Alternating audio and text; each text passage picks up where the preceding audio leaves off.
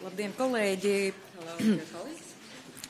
Laiks paskrēja ļoti ātri, un skaidrs, ka visus jautājumus, kas bija dienas kārtībā, mēs nespējām arī izrunāt, bet galvenām lietām mēs pieskārāmies, un, protams, ka Metsols kundze ir ieradusies tāpēc, lai pārunātu nākamā gada, vai es atvainojos šī gada vēlēšanas, Eiropas parlamenta vēlēšanas, un skaidrs, ka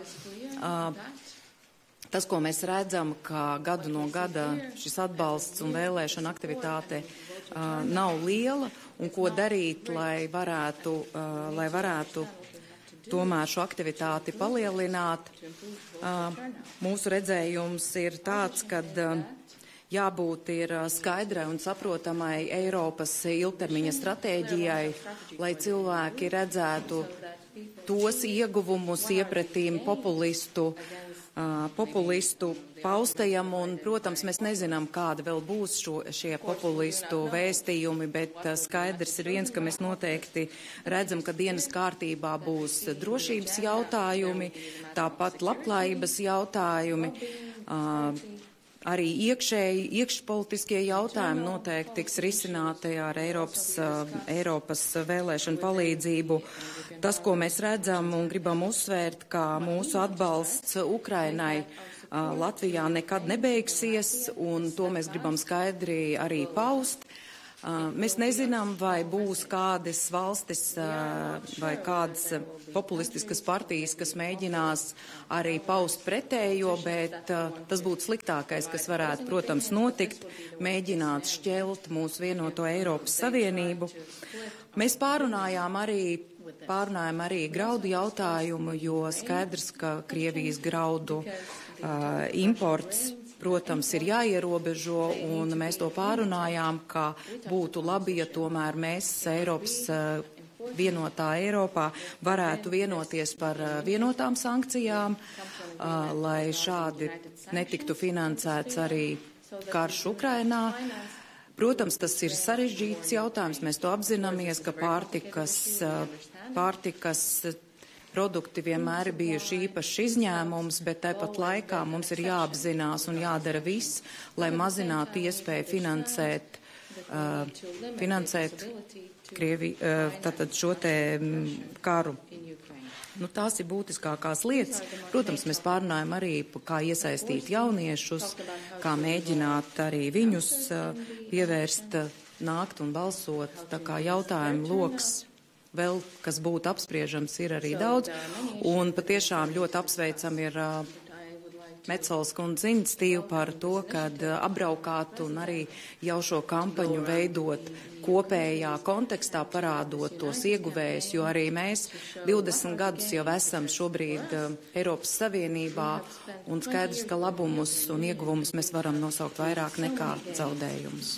Paldies! Thank you very much, dear Speaker, dear Daiga, good morning. Thank you for your invitation. It is truly a pleasure for me to be in beautiful Riga. Actually, for the second time during my mandate, I have very fond memories of my last visit to Latvia in October 2022 to celebrate the centenary of the Saeima.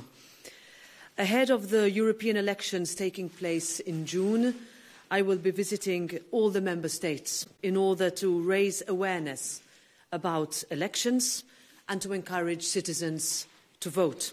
And I'm pleased to say that Latvia is the first country on my Get Out the Vote tour. We need to make sure, and we need to work very hard for this, that everyone understands the importance of their participation in European Union elections. This is not just a democratic exercise, but rather an investment in your future. The next European Parliament will take key decisions which will have a direct impact on people's lives, and this is the reason why every vote matters. In 2019, the European Parliament election turnout in Latvia was rather low, around 33%, whereas in the whole of the European Union it was a little bit more than half.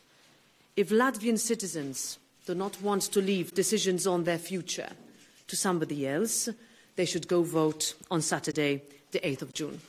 We just had a very broad range of discussion with the Speaker.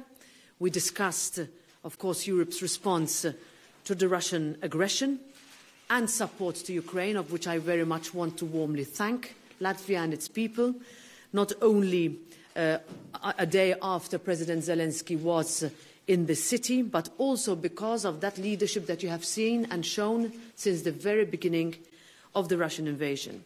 It is crucial that we continue and keep stepping up our support for Ukraine financially and militarily. The European Parliament has been, I would say, the strongest advocate to open EU accession negotiations with Ukraine and Moldova, because for us it is clear that enlargement is our strongest geopolitical, strategic and future-oriented investment.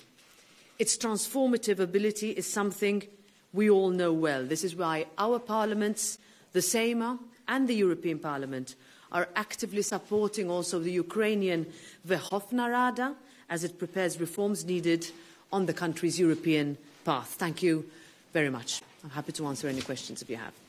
Lielas paldies. Nē, tūkojums. Jā. Lielas paldies, Saeimas priekšsēdētāji, par uzņemšanu mani šeit Latvijas Republikas Saeimā un Rīgā. Šī man ir jau otrā reize, ka apmeklēju Rīgu. Man ir ļoti skaists atmiņas par manu iepriekšējo vizīti, kas bija 2022. Gada oktobrī, atzīmējot Saeimas 100 gadi. Un pirms jūnijā notiekošajām vēlēšanām, kas sagaidām šogad Eiropas parlamenta vēlēšanām, es apmeklēšu visas dalību valstis, lai vairotu informētību par Eiropas parlamenta vēlēšanām un uzlabotu arī vēlētāju aktivitāti. Un manā šajā kampaņā Latvija ir pirmā valsts, ko apmeklēju. Visiem ir jāsaprot, cik būtisks ir šīs vēlēšanas, ka tas nav vienkārši ķeksītis, bet gan ieguldījums mūsu visu nākotnē, un ka tieši tuvākajā nākotnē tiks pieņemti ļoti būtiski lēmumi, kas ietekmēs mūs visus. Iepriekšējās Eiropas parlamenta vēlēšanās vēlētāju aktivitāte Latvijā bija salīdzinoši zema, 33%, kamēr Eiropas Savienībā kopumā šis līmenis bija nedaudz pār 50%. Ja Latvijas iedzīvotāji nevēlas atstāt lēmumus citās rokās, tad 8. jūnijā visiem ir jādodas balsot. Kopā ar Saeimas priekšsēdētājiem mēs pārunājam daudz svarīgas jautājumus, tostarp arī atbalstu Ukrainai, sekojot arī vakardienas prezidenta Zelenska vizītē. Un šeit es vēlos pateikties Latvijai, un jo īpaši Latvijas Republikas Saeimai par tās uzņemto līderību. Un mums ir jāturpina palīdzēt Ukrainai, jāsniedz gan militārs, gan finansiāls un cita veida atbalsts. Eiropas parlamentā mēs šī atbalsta sniegšanā esam lielākie atbalstītāji. Mēs saprotam, ko nozīmē Ukrainas un Moldovas dalība, cik ļoti tā ir būtiska. Un paplašināšanās ir tiešām viens no ietekmīgākajiem instrumentiem, ko mēs izmantojam Eiropas Savienības attīstībai, un tāpēc tas būtu jāatbalsta. Paldies par uzmanību. Vai ir kādi jautājumi īsi? Thank you.